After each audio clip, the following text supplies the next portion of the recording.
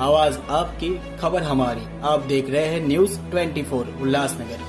उल्लासनगर में सड़कों पर गड्ढों से नागरिक बेहाल, रिक्शा चालक और दुकानदारों का फूटा गुस्सा। उल्लासनगर शहर की सड़कों पर जगह जगह गड्ढों के कारण नागरिकों का जनजीवन बुरी तरह प्रभावित हो गया है। बरसात की शुरुआत होते ही सड़कें खस्ताहाल हो गई है, जिससे वाहन चालकों के साथ साथ रिक्शा चालक, हाथगाड़ी पर फल सब्जी बेचने वाले छोटे व्यापारी और आम दुकानदार भी बेहद परेशान हैं। स्थानीय नागरिकों का कहना है कि उल्लासनगर महानगर पालिका द्वारा समय रहते सड़क मरम्मत का कार्य नहीं किया गया, जिससे अब बारिश में यह हालात बने हैं। जगह जगह पानी भरने और गड्ढों की वजह से दुर्घटनाओं का खतरा लगातार बढ़ता जा रहा है।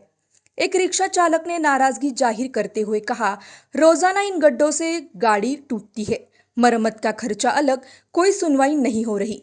वही हाथ गाड़ी पर फल बेचने वाले विक्रेता ने बताया कि गड्ढों के वजह से गाड़ी का संतुलन बिगड़ता है और फल सब्जियां गिरकर खराब हो जाती है, जिससे आर्थिक नुकसान होता है। स्थानीय दुकानदारों ने भी शिकायत की कि सड़कों की दुर्दशा के कारण ग्राहक उनके दुकानों तक पहुंचने से कतराने लगे हैं। इसका सीधा असर उनकी बिक्री पर पड़ रहा है। नागरिकों ने इस समस्या के लिए उल्लासनगर महानगर पालिका और स्थानीय विधायक को जिम्मेदार ठहराते हुए आरोप लगाया कि चुनाव के समय वादे तो किए जाते हैं, लेकिन कोई काम नहीं हो रहा है। मेरा नाम सुनील चतुर्वेदी है। मैं फ्रूट का गाड़ी चलाता हूँ, लेकिन यहाँ पे दादा जितना भी रोड है सब खड्डे हो गए हैं और गाड़ी चलाते चलाते शाम को सो तो पूरा कमर दर्द होता है। यहाँ पे जो विधायक हैं श्री कुमार एलानी, लेकिन कुछ भी ज़रा सा भी किसी का परेशानी, किसी का मुसीबत महानगर पालिका कुछ नहीं देख रही है। गरीब भले किधर गिर रहे हैं, मर रहे हैं, उनका कोई परवाह नहीं है। गरीबों का कोई सुनता भी नहीं है। आज उल्लासनगर की इतनी स्थिति खराब है, आप यहाँ नेहरू चौक से फारवे लाइन तक जाओगे, 3 नंबर ऊटी तक सारे खड्डे हुए हैं। वहाँ से आप शनि मंदिर से लेके 2 नंबर जाओ, पूरे रोड बेकार हो चुके हैं। कल एक बाइक वाला लेके जो है वहाँ पे गिर गया, 10-4 जन उसको उठाने लगे, उठा के साइड में किए, फिर 2 आदमी और गिर गए। इतने खड्डे हुए हैं, उसको कोई देखने वाला नहीं है। उल्लासनगर की ऐसी स्थिति है कि कोई एकदम बेकार से बेकार स्थिति है। यहाँ का प्रशासन भी कुछ नहीं है, न कोई देखभाल करने वाला है, न कोई किसका सुन रहा है। आज पहुँचते रहे, हम भी गरीब आदमी क्या करेगा, हमारा कोई सुनेगा ही नहीं। गरीब का कोई सुनता है? कोई नहीं सुनता है।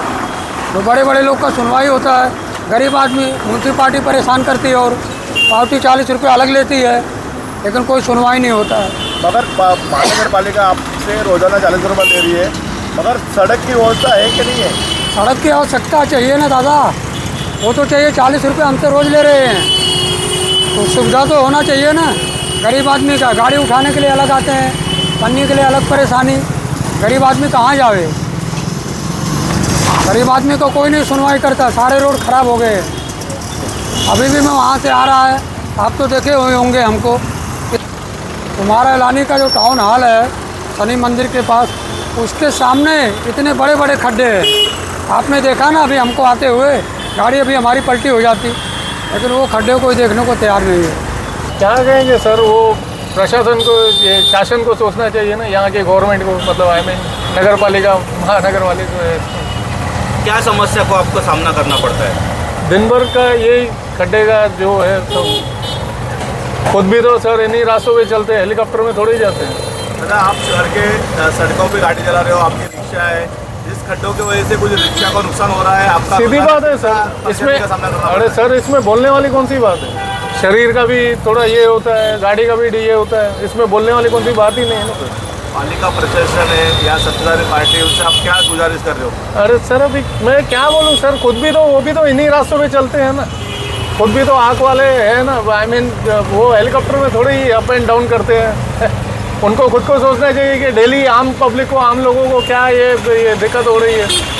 शहर में खड्डे तो है ही है, ये कोई छिपी हुई बात नहीं है, ये बरसों से प्रॉब्लम है।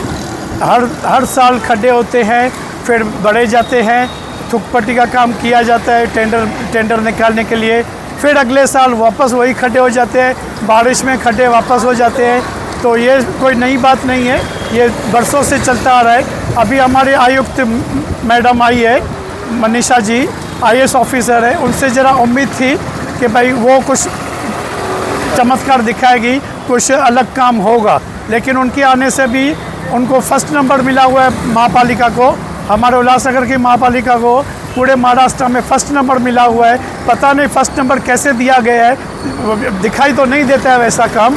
हमारी आयुक्त से यही विनती है कि वो रास्ते पे आए, हमारे साथ ये रोड पे आए।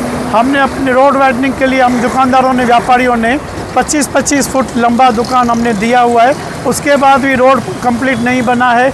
बीच में कुछ ऐसा बंजर स्ट्रक्चर खड़े हुए हैं जिनका अभी तक फैसला नहीं हुआ है। कोर्ट ने जो ऑर्डर दिया है, जो दुकानदारों को बदली में जगह देने को, वो कॉरपोरेशन नहीं दे रही है। व्यापारियों के साथ 10 साल हो चुके हैं, बेइंसाफ़ी हो रही है, अभी तक इंसाफ नहीं मिला है।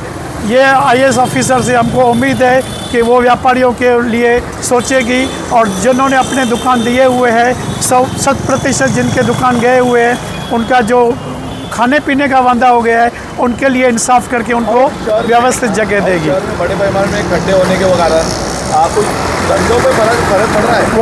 वो तो धंधे पे तो फ़र्क पड़ता ही है, वो तो है ही है। साथ साथ जो एक्सीडेंट हो रहे हैं, वो एक्सीडेंट की वजह से ज़्यादा नुकसान हो रहा है, जान हानि हो रही है, तो वो सब रुकना चाहिए। यही हमारी आयुक्त से निवेदन है। इलेक्ट्रिक वस्तुओं के बारे में फेमस है, तो आज आसपास के शहरों से लोग आ रहे हैं, आज आने में कुछ कम तक बहुत बड़ा फ़र्क गिरा है, खास करके ये रोडों की वजह से भी वैसे भी फ़र्क गिरा है कि हर जगह दुकानें खुल चुकी है। उल्लासनगर का व्यापार जो है कम हो चुका है, और फिर ऊपर से उल्लासनगर में इंफ्रास्ट्रक्चर नहीं है, किधर भी व्यापारियों के लिए ये वॉशरूम का फैसिलिटी नहीं है। बाहर से जो लोग आते हैं उनको कभी वॉशरूम जाना पड़े तो उनका फैसिलिटी नहीं है। रोड में खड्डे हैं, एक्सीडेंट हो रहे हैं, गाड़ियों के लिए पार्किंग नहीं है। ये बहुत ही मतलब प्रॉब्लम्स उल्लासनगर है, ये उल्लासनगर नहीं, ये प्रॉब्लम नगर बन चुका है।